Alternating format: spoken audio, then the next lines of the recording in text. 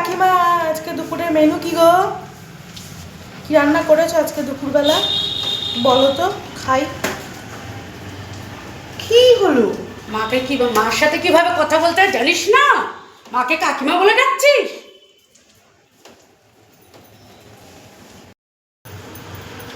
ও মা, আজকে তো তোমার ওই যে বিকালবেলা কোথায় যাওয়ার কথা আছে না, দাও আমি তোমাকে সুন্দর করে একটা হেয়ার স্টাইল করে দিই। না রে, পিড়িতে দরকার নেই।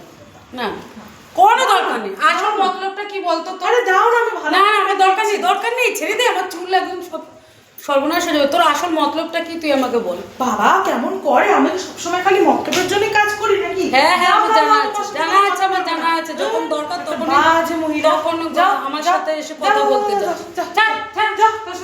এই শোন, তোর কথা বলতে হলে বলবি, না বলতে হলে না বলবি। এরপর থেকে তুই আমাকে মা বলে ডাকবি না তো আমার ভাল লাগে না। আমি তোর মা হতেও চাই না। ঠিক আছে, ডাকবো না, যাও।